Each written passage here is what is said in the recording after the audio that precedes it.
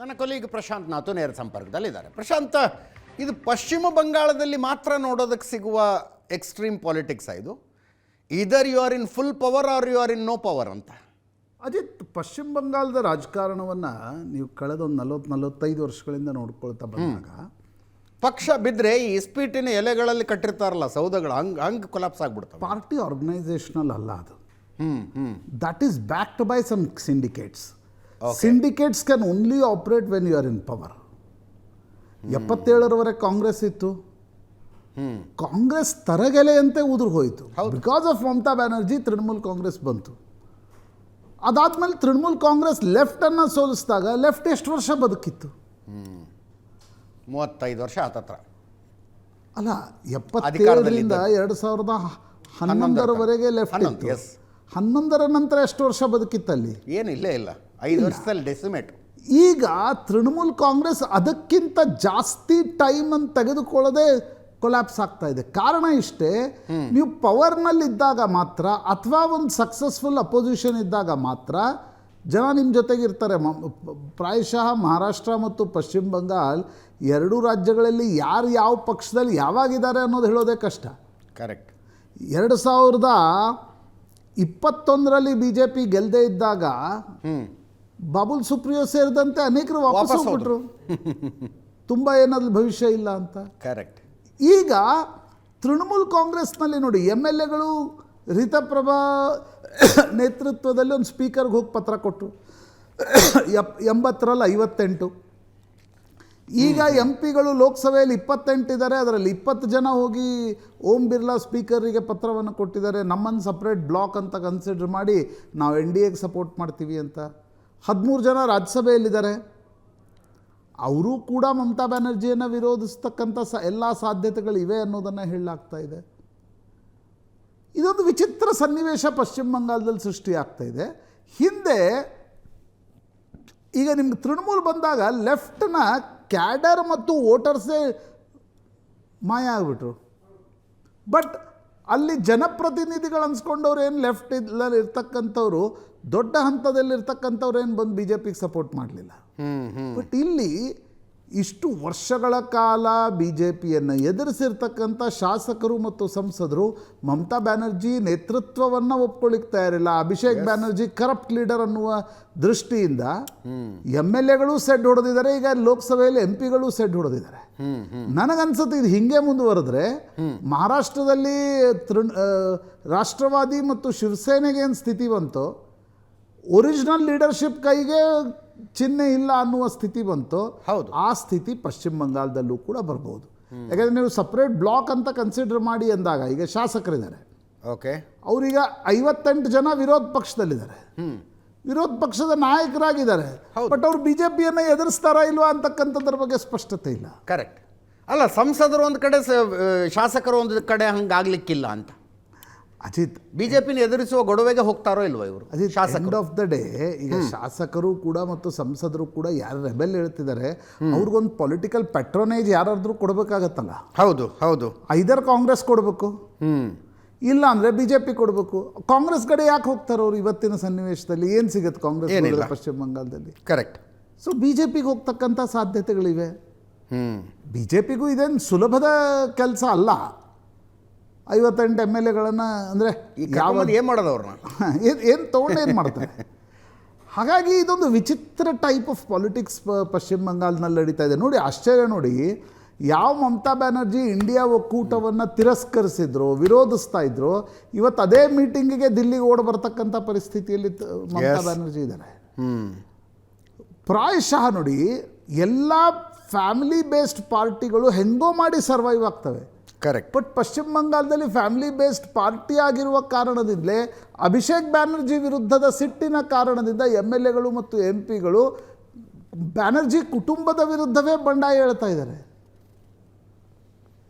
Mamata ಬ್ಯಾನರ್ಜಿಗೆ way out ಏನು? ಪಕ್ಷ ಉಳಿಸ್ಕೊಳ್ಳೋಕ್ಕಾಗತ್ತಾ ಇಂಥ ಸ್ಥಿತಿಯಲ್ಲಿ ಅವ್ರಿಗೆ? ಅದೇ ನೋಡಿ, ಪಕ್ಷ ಬೇರೆ ಜನಪ್ರತಿನಿಧಿಗಳು ಬೇರೆ ಅಂತಕ್ಕಂಥದ್ದನ್ನು ಕೋರ್ಟ್ನಲ್ಲಿ ನೀವು ಹೇಳಬೇಕಾಗತ್ತೆ. ಬಟ್ ಇವತ್ತಿನ ಸನ್ನಿವೇಶದಲ್ಲಿ ಮಮತಾ ಬ್ಯಾನರ್ಜಿ ಮತ್ತು ಅಭಿಷೇಕ್ ಬ್ಯಾನರ್ಜಿಗೆ ಪಕ್ಷ ಉಳಿಸ್ಕೊಳ್ಳೋದು ಬಹಳ ಕಷ್ಟ ಇದೆ ಅಂತ ಅನ್ಸುತ್ತೆ ನನಗೆ. ಈಗ ಇವತ್ತು ಇಂಡಿಯಾ ಒಕ್ಕೂಟದ ಸಭೆಯಲ್ಲಿ naturally she has last Har bargaining power. Correct. ಇವತ್ತು ಅವ್ರು ಹೋಗಿ ಅರವಿಂದ್ ಕೇಜ್ರಿವಾಲ್ರನ್ನ ಭೇಟಿಯಾದರು, ತೇಜಸ್ವಿ ಯಾದವ್ರನ್ನ ಭೇಟಿಯಾದರು. But weaker Mamata Banerjee vent today. Weaker Mamata Banerjee ಇದ್ದಾರೆ. ಇಂಡಿಯಾ ಒಕ್ಕೂಟ ಆದರೂ ಮಮತಾ ಬ್ಯಾನರ್ಜಿಯನ್ನು ತೆಗೆದುಕೊಂಡು ಏನು ಮಾಡುತ್ತೆ? 29ರ ಲೋಕಸಭಾ ಚುನಾವಣೆವರೆಗೆ ಮಮತಾ ಬ್ಯಾನರ್ಜಿಗೆ ಪ್ರೂವ್ ಮಾಡಲಿಕ್ಕೂ ಯಾವುದೇ ರೀತಿಯಾಗಿರ್ತಕ್ಕಂಥ ಪಾಯಿಂಟ್ಸ್ ಇಲ್ಲ. ಎಸ್, ಒಂದು ಬ್ರೌನಿ ಪಾಯಿಂಟ್ಸ್ ಪ್ರೂವ್ ಮಾಡಬೇಕಲ್ಲ ಪಾಲಿಟಿಕ್ಸ್ನಲ್ಲಿ. ಎದುರುಗಡೆ ಸುವೇಂದು ಅಧಿಕಾರಿ ಇದ್ದಾಗ ಅವ್ರಿಗೆ ತೃಣಮೂಲ್ ಕಾಂಗ್ರೆಸ್ನ ಎಲ್ಲ ಒಳಗೆ ಹೊರಗೆ ನಿಟ್ಟಿ ಗ್ರಿಟೀಸು ಇಂಟ್ರಿಕಸೀಸು ಎಲ್ಲ ಗೊತ್ತು. ಹೌದು. ಹೀಗಾಗಿ ಒಡೆಯುವ ಕೆಲಸ ಸುಲಭ ಆಗ್ತಾ ಇದೆ. ಒಡಿಬೇಕೋ ಬೇಡವೋ ಅನ್ನೋದೊಂದು ನೈತಿಕ ಪ್ರಶ್ನೆ. ಕರೆಕ್ಟ್. ಪವರ್ ಪಾಲಿಟಿಕ್ಸ್ನಲ್ಲಿ ಮಮತಾ ಬ್ಯಾನರ್ಜಿ ಅಧಿಕಾರ ಕಳೆದುಕೊಂಡ ತಕ್ಷಣ ಅವರ ಪಾರ್ಟಿ MLA MP ಗಳು ಎಲ್ಲರೂ ಕೂಡ ಓಡಿ ಹೋಗ್ತಾ ಇರತಕ್ಕಂಥದ್ದು. ಯಾವ ರೀತಿಯ ಲೀಡರ್ಶಿಪ್ ಇತ್ತು? ನೀವು ಅಭಿಷೇಕ್ ಬ್ಯಾನರ್ಜಿಗೆ ಏನು ಲೀಡರ್ಶಿಪ್ ಕೊಟ್ರಿ? ಎಸ್, ಈ ಪ್ರಶ್ನೆಯನ್ನು ಕೂಡ ಹೇಳುತ್ತಲ್ಲ. ಹೌದು, ಆಬ್ವಿಯಸ್ಲಿ. ಡೈಮಂಡ್ ಹಾರ್ಬರ್ದಲ್ಲಿ ಅಭಿಷೇಕ್ ಬ್ಯಾನರ್ಜಿ ಎಷ್ಟೋ ಲಕ್ಷ 7 ಲಕ್ಷ ಮತಗಳ ಅಂತರದಿಂದ ಗೆದ್ದಿದ್ರು. ಎಸ್. ಇವತ್ತು ಡೈಮಂಡ್ ಹಾರ್ಬರ್ನಲ್ಲಿ ಮಮತಾ ಅಧಿಕಾರದಿಂದ ಇಳಿದ ಒಂದು ವಾರದಲ್ಲಿ ಬೈ ಎಲೆಕ್ಷನ್ಸ್ನಲ್ಲಿ ಒನ್ ಸೈಡೆಡ್ BJP ಅಭ್ಯರ್ಥಿ ಗೆಲ್ತಾರೆ. ಅಲ್ಲ, ಇದನ್ನ ವಾಪಸ್ ತಗೊಂಡ್ರಲ್ಲ ಅವರು. ಕಣದಿಂದ ಹಿಂದೆ ಸರಿದ್ರು. ಹೌದು, ಜಹಾಂಗೀರ್ ಅಂತೇನೋ ಹೆಸರು. ಜಹಾಂಗೀರ್ ಖಾನ್. ಎಸ್, ಜಹಾಂಗೀರ್ ಖಾನ್. ಎಸ್. ಹೀಗಿರುವಾಗ ಅಜಿತ್, ನನಗನ್ಸುತ್ತೆ ಮಮತಾ ಬ್ಯಾನರ್ಜಿಗೆ ಅಧಿಕಾರ ಇಲ್ಲದೆ ಪಕ್ಷವನ್ನು ಉಳಿಸ್ಕೊಳ್ಳಿಕ್ಕೆ ಸಾಧ್ಯ ಆಗುತ್ತಾ? That is a bigger question. ಹೌದು, which as of now looks impossible. ಅಲ್ಲ, ಈಗ ನೀವು ಅಸಾಧ್ಯ ಅನ್ನಿಸ್ತಾ ಇದೆ. ಅಲ್ಲ, 29ರ ಚುನಾವಣೆವರೆಗೆ ಸಂಸದರು ಒಂದು ಹಂತದಲ್ಲಿ ಅವರು ಪಾರ್ಟಿ ಬಿಟ್ಟು ಹೋಗ್ಬಿಟ್ರು. ಹೌದು, ಹೋಗಿ NDAಗೆ ಸಪೋರ್ಟ್ ಮಾಡ್ತಿದ್ದಾರೆ. ಇನ್ನೊಂದು ಕಡೆ ರಾಜ್ಯಸಭೆಯಲ್ಲೂ ಕೂಡ ಇದೆಲ್ಲೋ ಪುನರಾವರ್ತನೆ ಆಗುತ್ತೆ. MLAಗಳ ಕೈಯಲ್ಲಿಲ್ಲ. ಹೌದು. ಹೀಗಿರುವಾಗ ನಿಮಗೊಂದು ಅಧಿಕೃತವಾಗಿರ್ತಕ್ಕಂಥ ವಿರೋಧ ಪಕ್ಷದ ಮಾನ್ಯತೆಯೂ ಇಲ್ಲದೆ Mamata Banerjee how she will survive is a bigger question. ಈ ಅಷ್ಟರಲ್ಲೂ BJPಯ ರೋಲ್ ಏನು ಪ್ರಶಾಂತ್? ಅಜಿತ್, ಯಾವ MLAಗಳು ಯಾವ ಸಂಸದರು ಒಂದು ದೊಡ್ಡ ಪಾರ್ಟಿಯ ಬೆಂಬಲ ಇಲ್ಲದೆ ಇಂಥ ಸಾಹಸ ಕೈ ಹಾಕಲ್ಲ. ಎಸ್. ಅಂದರೆ ಈ ಊರು ಸುಟ್ಟರು ಹನುಮಪ್ಪ ಹೊರಗೆ ಅನ್ನೋಂಗೆ BJP ಅವ್ರು ನಮಗೆ ಗೊತ್ತಿಲ್ಲ, ಅವರ ಪಕ್ಷದ ಆಂತರಿಕ ವಿಷಯ ಅಂದ್ರೂ ಕೂಡ. ಬಟ್ ಈ ರೀತಿಯ ಬೆಂಬಲ ಇಲ್ಲದೆ ಆ ಶಾಸಕರು ಯಾಕೆ ಬರ್ತಾರೆ? ಬೇರೆ ನಮ್ಮನ್ನು ಪ್ರತ್ಯೇಕವಾಗಿ ಮಾಡಿ ಸಂಸದರು ಯಾಕೆ NDAಗೆ ಬೆಂಬಲ ಕೊಡ್ತಾರೆ? ಮತ್ತು ನನಗನ್ಸುತ್ತೆ ಅಜಿತ್, BJP ಇದನ್ನೆಲ್ಲ ಯಾಕೆ ಮಾಡ್ತಿದೆ ಅಂತಂದರೆ ಅವರಿಗೆ 2/3 majority delimitation they want to bring in 2029. Okay. ಇಲ್ಲ ಅಂದರೆ ಆಮ್ ಆದ್ಮಿ ಪಕ್ಷದ 7 ಸಂಸದರು, ಹೌದು, ತೃಣಮೂಲ್ ಕಾಂಗ್ರೆಸ್ಸನ್ನು ಒಡೀರಿ, ಇದನ್ನೆಲ್ಲ BJP ಮಾಡುವ ಅವಶ್ಯಕತೆ ಇರಲಿಲ್ಲ. ಅವ್ರು ಯಾಕೆ ಮಾಡ್ತಿದ್ದಾರೆ ಅಂತಂದರೆ ಎಷ್ಟು ಸಾಧ್ಯವೋ ಅಷ್ಟು ಸಂಸದರನ್ನು ಬುಟ್ಟಿಗೆ ಹಾಕೋಬೇಕು. ಈಗ DMK ಅದು ಕೂಡ is not attach to Congress. India ಒಕ್ಕೂಟದಿಂದ ಹೊರಗಡೆ ಬಂದರವರು. ಹೌದು.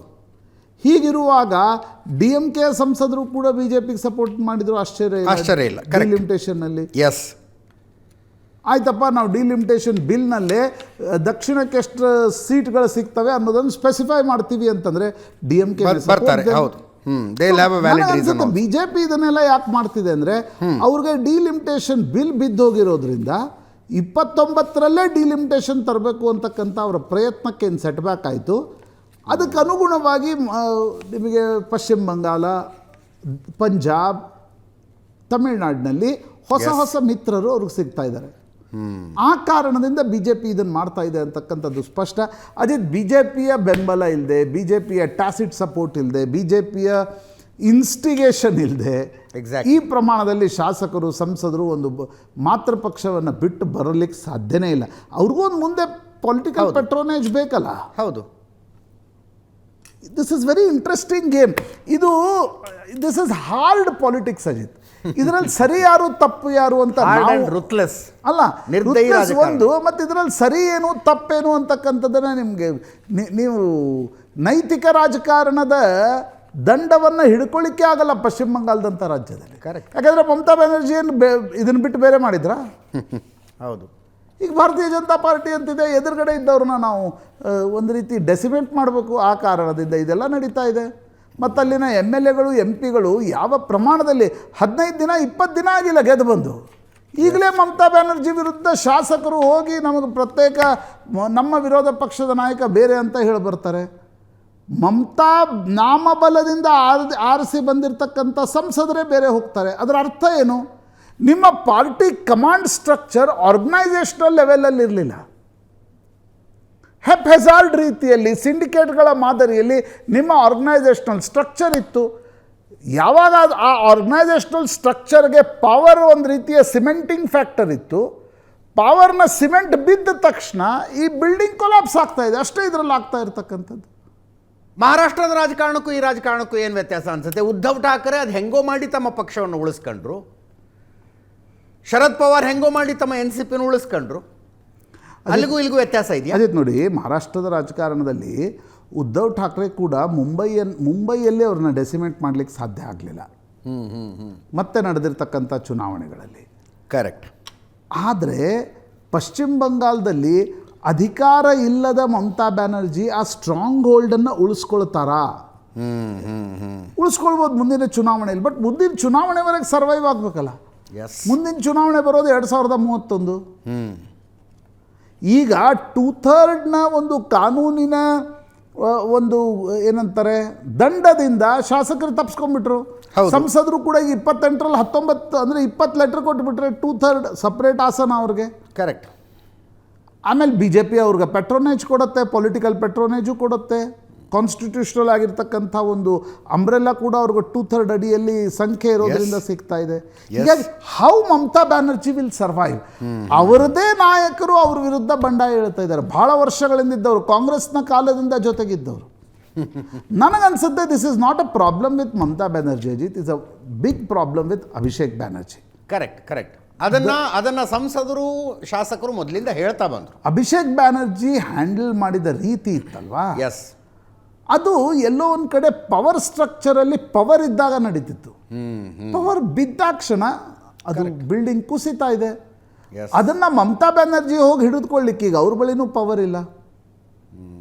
ವೆಸ್ಟ್ ಬೆಂಗಾಲ್ ಒಂದು ರುತ್ಲೆಸ್ ಏನು ಅರ್ಥ ಆಗಬೇಕು ಅಜಿತ್?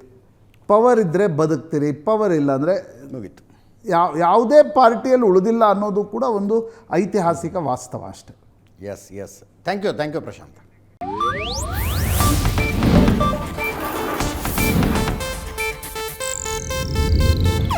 ಇದು ಏಷ್ಯಾನೆಟ್ ನ್ಯೂಸ್ ನೆಟ್ವರ್ಕ್ ಪ್ರಸ್ತುತಿ.